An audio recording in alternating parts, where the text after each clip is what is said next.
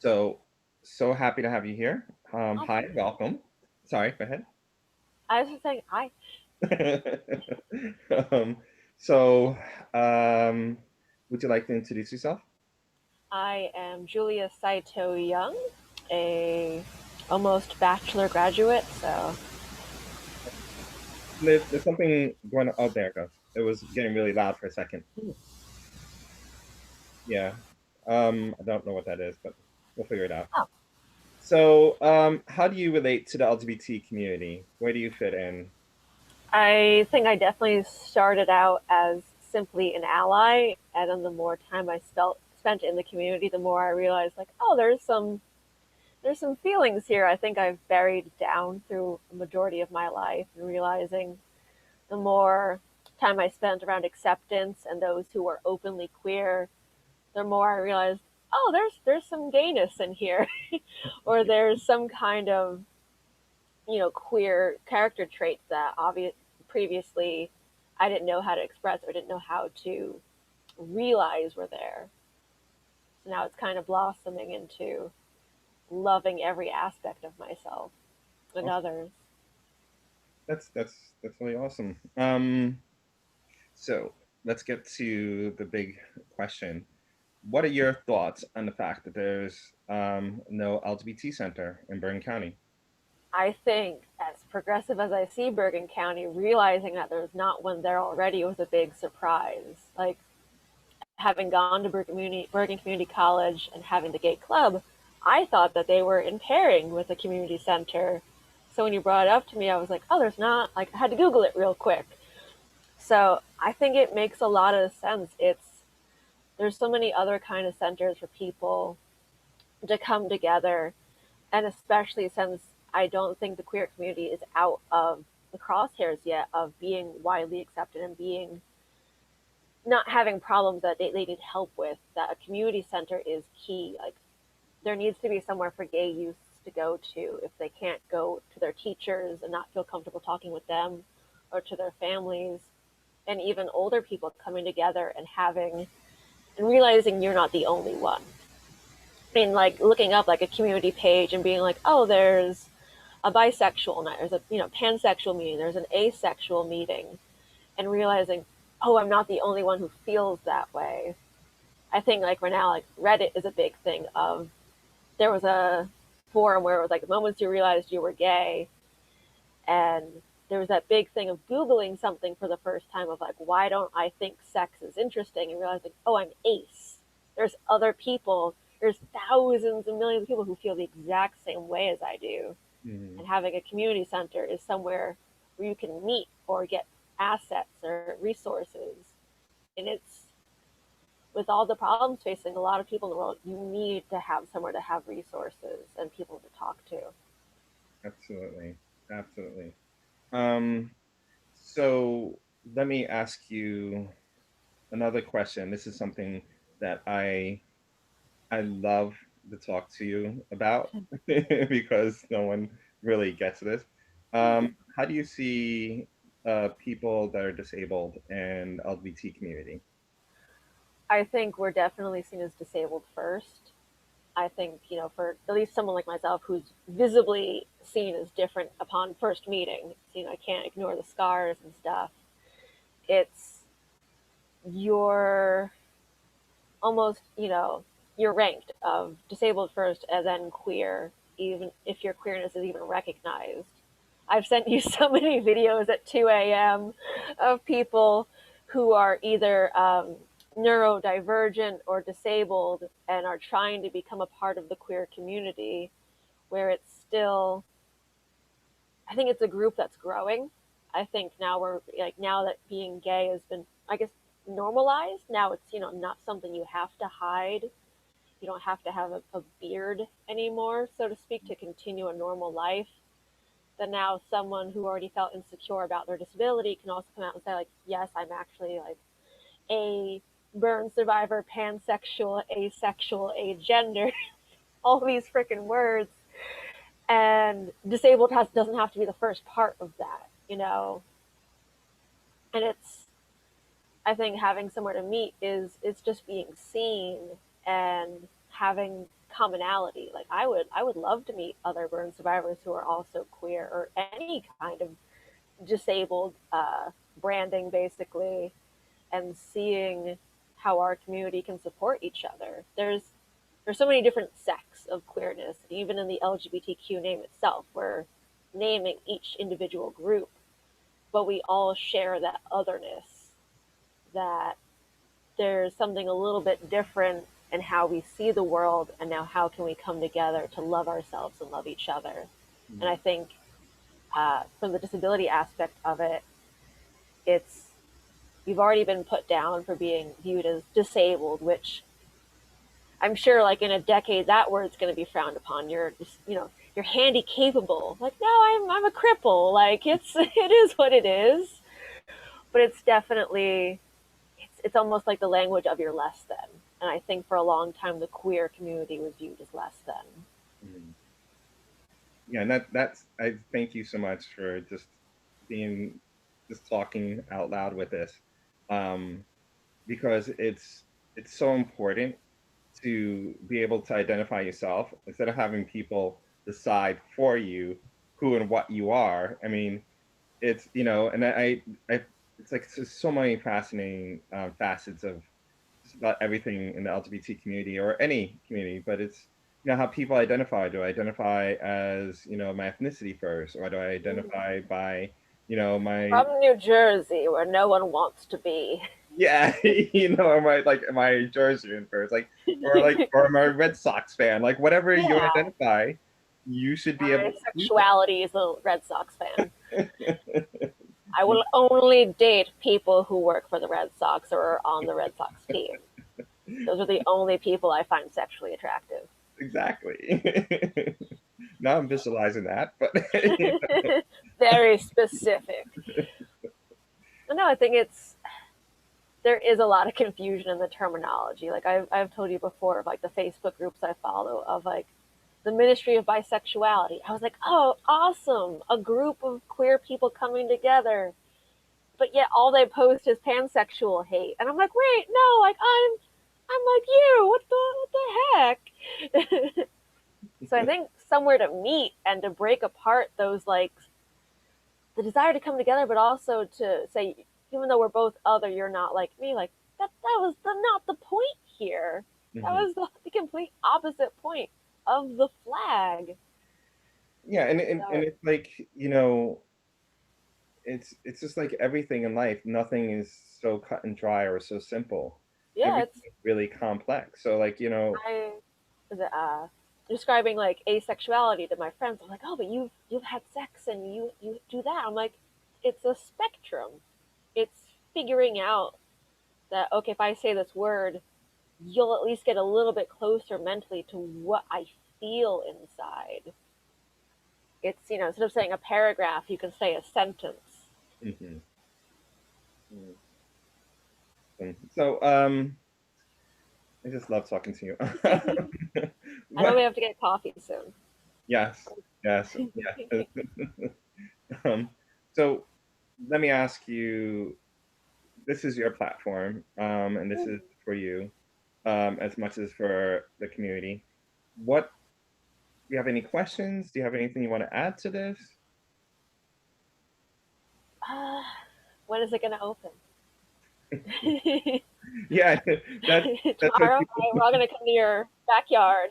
We're going to set up a tent, and that'll be our LGBTQ center. Yeah, and that's Um, go ahead, sorry. no, I was just giggling to myself. So what my thoughts were, so people Hmm. come to me and are like, okay, so what is the plan for the financial plan? And if you're going to talk to people, and I was like, look, I don't have all the answers. I'm just trying to raise awareness and talk about this. And my hope is out of this and talking to other agencies and stuff, Hmm. it's going to become a virtual um, resource center until we get a brick and Yeah, mortar, you know. absolutely. It's starting the conversation, and maybe you'll find other people like yourself who have raised the question before but have been pushed down. And if you guys come together, you can find that funding, find the resources. it's something that I know is on enough people's minds, but they don't know how to take that first step.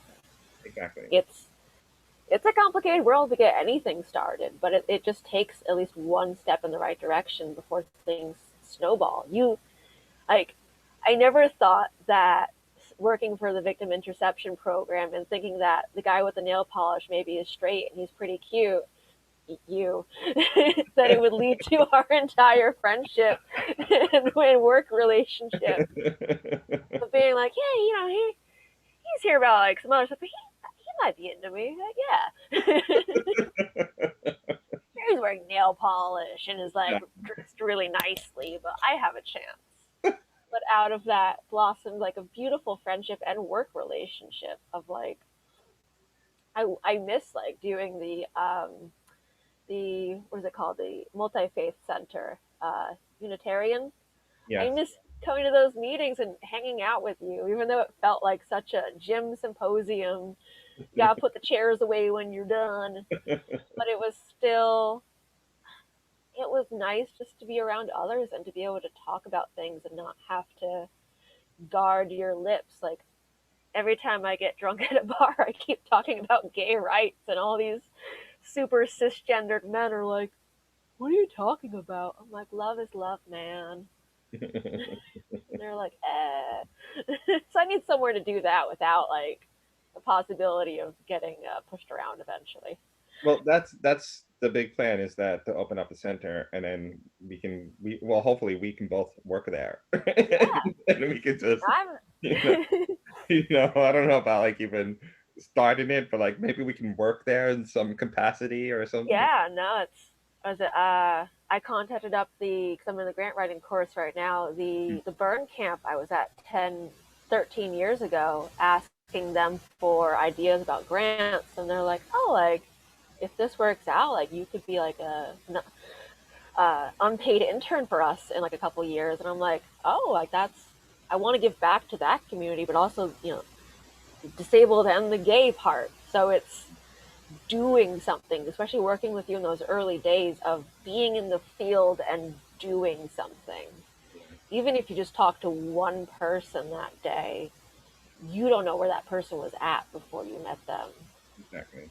And you've already been like a positive influence on where I've gone directionally. Mhm.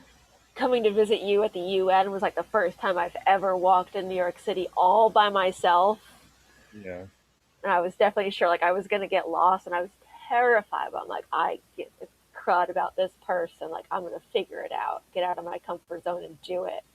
And I'm still here, so I didn't get lost in New York City. And when you say like that one person, it's like people, they're so I guess they're looking in as if it's a business, like nonprofits, as if it's you have to go out there and meet X amount of dollars, and you have to reach X amount of people. And it's like, no, Yeah. NGOs, they're built to do specialize in the things that the rest of civil society isn't going to do. So you have these specific little things, and for it to be good, it may be just reaching one person at a time, as long as you're impacting that population. I Hmm. think is what's important. But we have It's quotas and stuff. that's the tough thing of there's what 7 billion human beings on this planet. There's If you're gonna have a functioning society, you need to take care of all the different groups and make sure all of them feel heard and have a place to healthily talk to each other. Or else you get cuckoo banana people on, the forums on the internet, and that's not good. You need somewhere for people to meet and talk and realize they're not alone. And it takes money, but it's better to invest that money now than to have a lot of problems that stem out of people feeling ignored later on. Yeah. And like the fact that like the burn camp, I only went there for 1 year, but it was my first experience of being around other burn survivors. And 13 years ago, I still tear up thinking about it. So, equating that to, a queer kid who maybe their entire life has been walking around eggshells around their parents, but now found out about this center and it's somewhere for them to go and be their genuine self. that might be the thing that kickstarts them to being like the next Bill Gates or something. You don't know what potentiality is in a person. Yeah, exactly. You might save one person, but it might turn out that that person had the best intentions. Or you might just help one person that might not do a whole lot, but maybe they in turn help others. That's exactly because I'm thinking, how do I turn this project into like a paper or something? So Mm, what is it going to say? And what I think is, I think what I've been thinking about is sort of like what you're talking about, where mm, if you have like 5% of the population's LGBT, and mm. and we talked about this in the past, and if that population is not being supported, is being abused, is being shunned, it's going to react in a certain way, and like addictions and all that kind of stuff. And It's that's it's the human condition. yeah. And If then I don't feel loved, I'm going to do things that make me feel loved. yeah, so the idea is that cost, to the Yeah, community. People have to, run jail. People have to run all these other things, right? So yeah, if you do the reverse of that, if you empower that, you're having an uptick of 5% of the population who's being productive. And once again, you know, population in the world, there's only a couple of Bill Gates or a couple of like Einsteins. You don't know where that Einstein's going to come from. You yeah. empower all of your people so that they can produce, hopefully amazing pioneers in the future. It's the reality of, I guess, the human situation of you need to help people as early on as you can and put that money in, because if you do it early enough, you won't have to. It feels bad to call it like that they'll become a problem, but it's the reality of like just helping. Helping never hurts. Mhm. You're never, very rarely are you going to teach someone how to fish and then they're gonna flip you off later on. It's like, no, they're gonna do something with that knowledge. They're gonna help others. They're going to say no to the bad situation that might have ruined their lives because they know that the people care about them. They can say like, oh well, the U.S. government doesn't give a crud about me. It's never done anything. But now, like, oh, well, there's a center. They're putting their money where their mouth is. Yeah, That you give enough of a crap to help me. yeah, My tax dollars is paying for this. Like, I want my people to be represented. yeah. Um, so before we end our interview, which Mm. thank you for taking the time, Of I course, just want to ask you, do you feel comfortable with everything we discussed here? absolutely. No, And it's you are aware that this will be eventually made public, and you give consent for that. I give consent. And also, at any time, if you feel like, hey, you need to take that down, I will take it down with, allow me some time to do that, Mm. whatever amount of time that takes. I appreciate you and your sentiment. Right. And I also just want to say how valuable you are and how needed you are in the community as just a bright light, you know what I mean? And such a fierce, strong person. You talk about how you saw me and then I saw you, and you just shine through. And it's I was checking you out, but okay. like so it's I just want to say how appreciated and thankful I am that you're a part of the community. Absolutely, I'm glad that our paths crossed and allowed for that. It's crazy to think that very specific conditions had to happen for us to meet and to then be even involved in the um, Unitarian Center, that meetings, that if I hadn't met you, I probably would not be as knowledgeable about myself as I am nowadays, and as comfortable with these conversations of what queerness exists in all of us. Mm. So Oh, love you very much. I'm going to end the recording.